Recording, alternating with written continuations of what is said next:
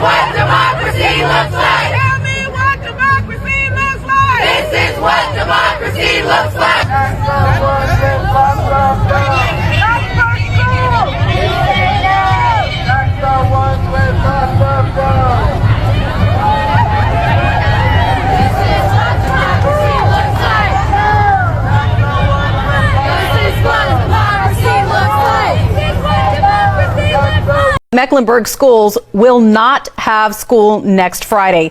District leaders making that unanimous decision just minutes ago. And it comes as thousands of teachers and staff members across North Carolina plan to rally in Raleigh. In fact, sources say more than 1,300 CMS employees have already requested May 1st off to protest North Carolina's ongoing budget impasse and lack of teacher raises. Again, CMS leaders just voting to cancel class next Friday, May 1st. No state in this nation does less for its public school students than North Carolina. Shame. And in the absence of them doing their work and funding our public schools, our educators are leaving. Nearly 30% of public school educators have left North Carolina classrooms over the last 3 years. It's not because they don't love to do this work, and it's not because they don't love students. It's because they can't afford to stay in this job. We are losing great educators to other states and other professions and to burnout. North Carolina teachers are done being quiet. And if you have a kid in school here, you need to hear this. Right now, Wake County is staring down an $18 million cut to special education. That's 130 positions gone. Teachers who work with the kids who need the most support, gone. And it's not just Wake County. Teachers across 50 schools have already walked out. Parents have rallied outside the General Assembly. Educators are showing up and demanding answers. Why? Because North Carolina still doesn't have a state budget approved, and the kids pay the price. On May 1st, the Association of Educators is marching in downtown Raleigh. This isn't just a teacher problem, it's a community problem. Wake County's superintendent is asking for $25 million in local funding just to keep things running. That's how bad it's gotten. Drop a comment if you're a parent or teacher in North Carolina. Follow for more news that actually affects your community. May Day's not a moment, it's a movement. So for us here in North Carolina, May Day 2026 is really a kickoff into the general elections in November in 26 and the first action in an escalating arch of actions all the way through May Day 2028. We chose May 1st because it's International Workers' Day. Public school workers are workers, we are laborers. We are in the public education field because obviously we love students, we love working with kids and helping them grow and become amazing young adults, but we also deserve to be paid living wages and be able to live in the communities where we work. We're kind of sick and tired and frustrated of our current conditions, so we are walking out on May 1st for our kids to put them first. Why will teachers, those entrusted with shaping the future, leave their classroom in the middle of the day to protest? This isn't a story of neglect, it's a story of desperation. Across North Carolina, educators made a bold decision, step out of their classroom to be heard. If you're a North Carolina teacher, lock into this video. I currently teach in the foothills of North Carolina, and while I did not participate, today, January 7th, 2026, educators from 52 schools in North Carolina from Wilmington to Gastonia participated in a walkout. If you're not a teacher, you may be asking yourself, why would teachers be leaving the classroom to protest during the middle of the day? According to NC Teachers in Action, these are the list of things that teachers were fighting for as they left the classroom today. If you didn't know, right now, North Carolina ranks 43rd in the nation in average teacher pay. North Carolina is also ranked at the bottom nationally for state funding in schools. Other issues include master's pay. Teachers in North Carolina are not getting paid for their master's degree if they started teaching after a certain year. Teachers within 16 to 24 years of experience don't get an annual pay raise under the state's budget. Teachers hired after 2021 don't get retiree health benefits. Teachers across the state are also fighting for the state to fully fund the Leandro Plan, which is a multi-billion-dollar plan to increase school funding in order to bring every student highly qualified teachers and principals. I'm not trying to be political, but all of those are basic things that educators deserve, that students deserve. Not to mention, this also comes at a time when our state is the only state not to pass a new comprehensive budget for the year. So what do you think? I hope that parents are not upset at the teachers for this. I think that this is what the teachers need to do to be heard, and I support them in that. I don't know how else they would get the message across.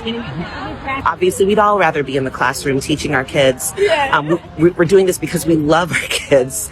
We want the best for them too. We want fully funded schools. I love the schools. That's why we moved here.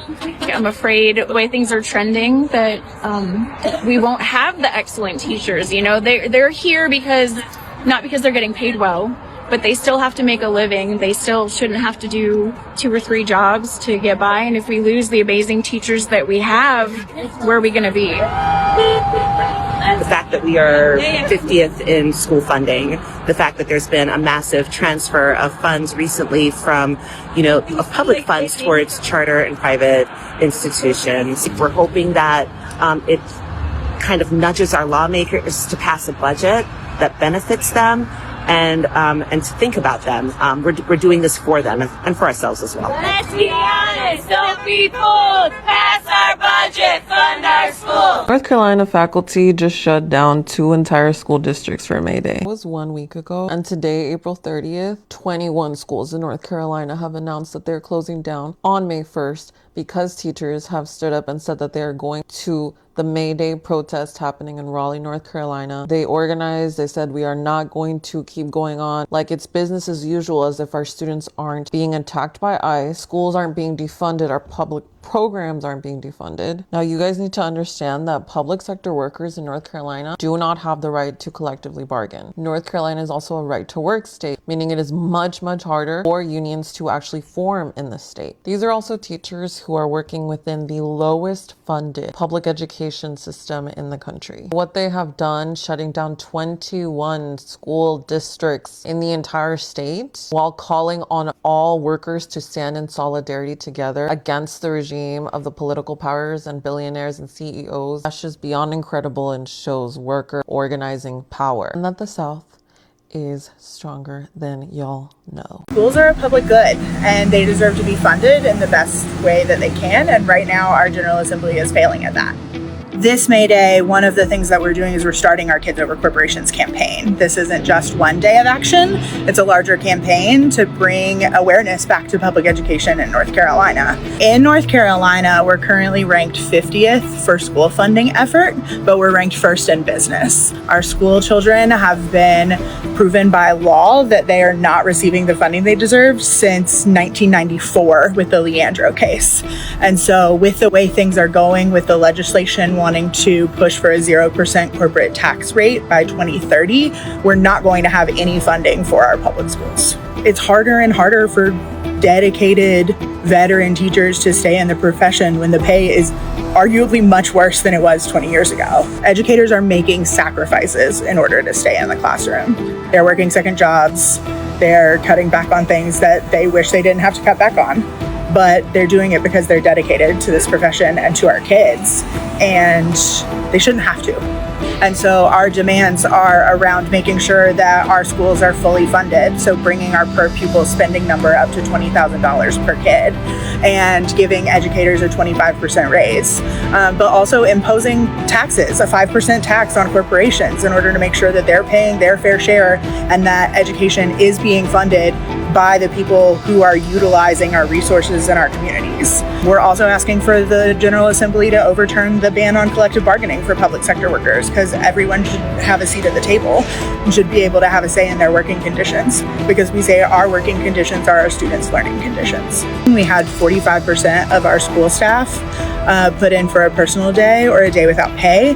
We had 60% of our certified staff put in for a day, and we know that we've reached a line in the sand where we have to organize and we have to make sure that our voices are heard, because no one is coming to save us. We have to save ourselves and our students. Public school workers across North Carolina and in Durham are calling out, putting in their leave to go to Raleigh for a big action that we're having.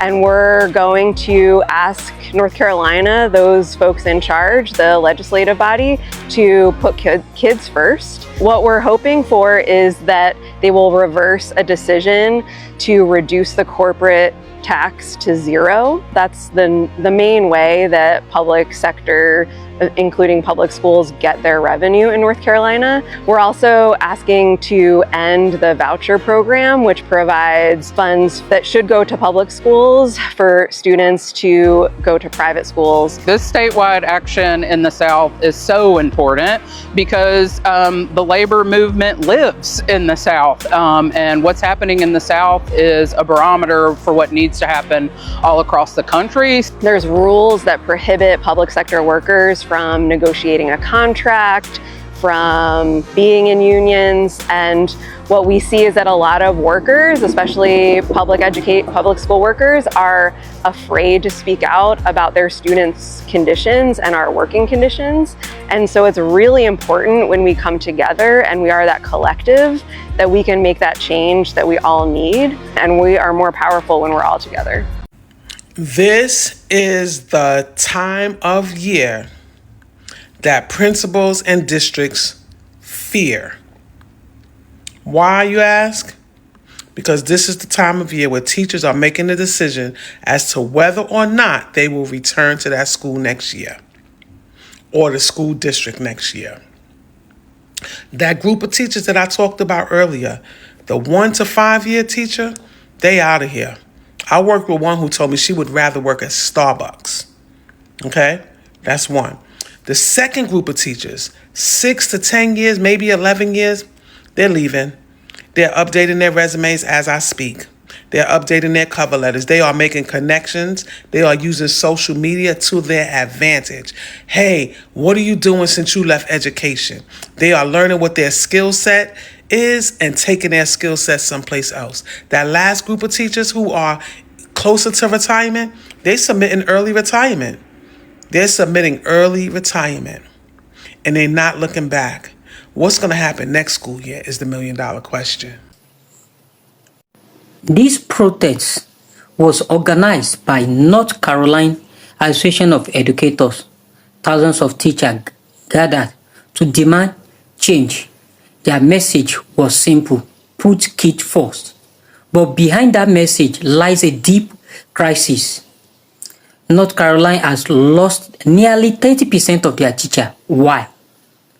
Low salaries, limited benefits, and policy that many educators say are pushing them out of the profession. The state ranks 43rd in the nation of average teacher pays and near the bottom of the school funding. We are not just fighting for ourselves. We are fighting for our student futures. Teachers are raising concern about multiple issues. No payment recognition for master's degrees, newer educator. No annual raise for mid-career teachers. No retiree health benefit for teachers higher after year 2021. Restriction that limit public service workers from unionism or negotiating contracts, and perhaps most concerning fear of speaking out about classroom condition, fear of retaliation. Among their demand is a full funding of Leandro Plan, a multi-billion-dollar initiative designed to ensure every student has access to qualified teachers and adequate resources. Educators argue this isn't luxury, it's a bare minimum. Yet, North Carolina remains the only state without finalizing comprehensive budget for this year. Some protesters are also calling for controversial measures like reducing corporate tax to zero, believing it could redirect focus towards public investment. But this isn't the reality. Policy solutions require balance. Government must ensure competitive and fair teacher salary, restoration of benefit tied to experience and education, safe channel for teachers to voice concern without fear, sustainable funding model that prioritizes education without destabilizing the economy. to legislature and executive in North Carolina. The solution isn't silent, it's action. Invest in education like the future depends on it, because it does. Create policy that retain experienced teachers, not driving them away. And most importantly, listen. When teachers walk out, it is not abandonment, it is a warning that the system needs fixing. This documentary includes clips and perspectives inspired by Stitch's video sources. Credit to the original creator who brought attention to this issue. Now, we turn to you. What do you think about this situation? Can governments truly meet this demand? Or is it deeper reform needed? Let us know in the comment. Don't forget to like, share, and subscribe to Truth Verdict, where facts speak louder than narrative. To everyone watching, thanks for being part of a community that values truth, critical thinking, and honest conversation. Stay informed, stay curious, and always question the narrative. See you in the next episode of True Verdict. Bye.